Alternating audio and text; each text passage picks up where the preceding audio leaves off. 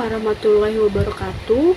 Perkenalkan, saya Titik Purwaningsi dari Prodi Administrasi Bisnis 030. Di sini saya akan membahas mengenai self-love. Self-love. Apa itu self-love?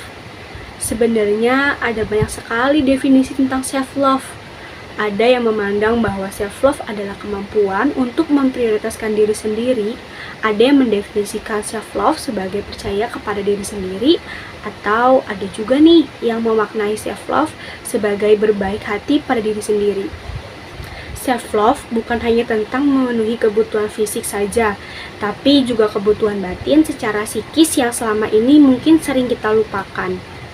Namun teman-teman, sebagian dari kita mungkin pernah dengar bahwa orang melakukan self-love dinilai sebagai orang yang narsis atau bahkan orang yang sombong. Banyak ungkapan-ungkapan yang seperti, wah gaya banget sih self-love segala. Aduh, sosok self-love narsis banget deh. Mungkin kita pernah mendengar ujaran-ujaran seperti itu. Sekilas mungkin self-love terkesan sama dengan narsis dan sombong teman-teman. Padahal ketiganya adalah hal yang berbeda.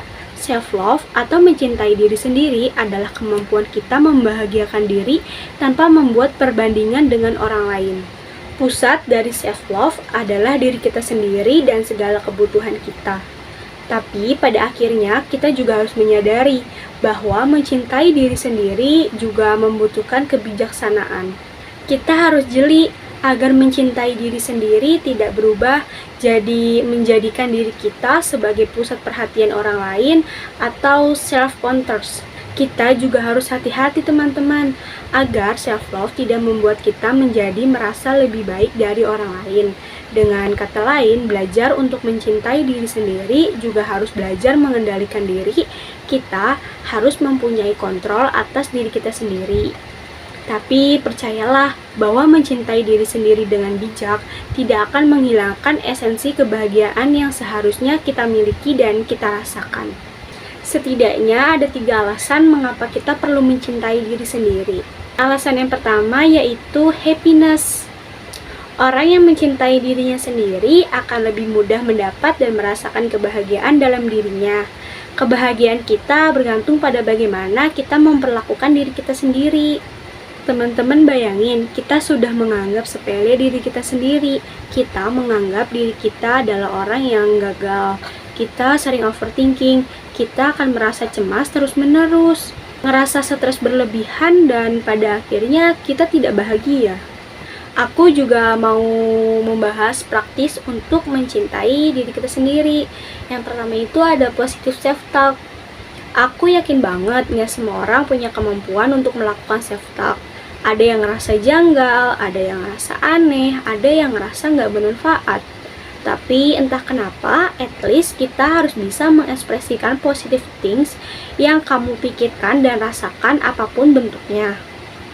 Gak harus dengan omongan dan rasakan apapun bentuknya.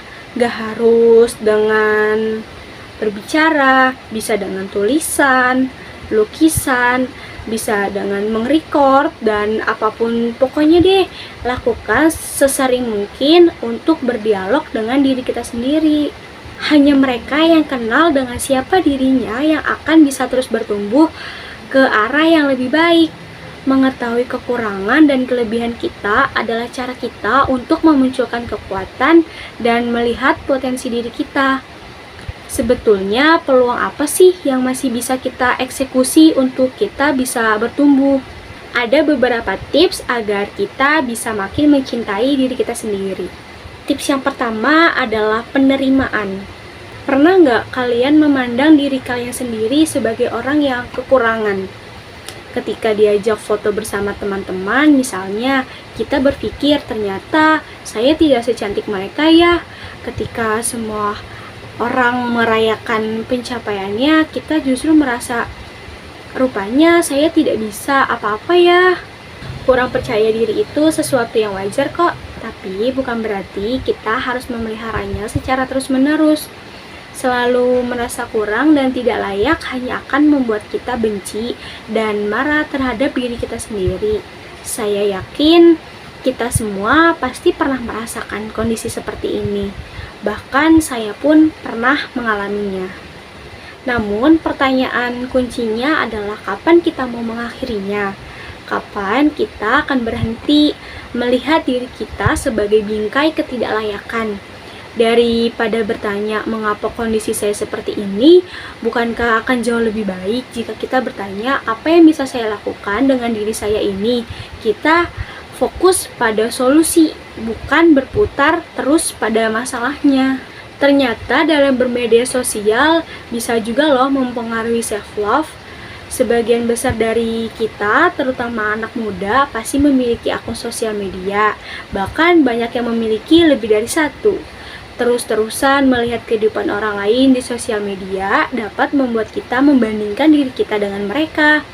Dampaknya adalah kita akan terus-menerus merasa kekurangan, dari selalu tidak puas, bahkan bisa jadi kita terus membandingkan diri kita dengan orang lain. Kita punya pilihan untuk mengikuti orang-orang yang membuat kita merasa jauh lebih sehat dan merasa jauh lebih berdaya.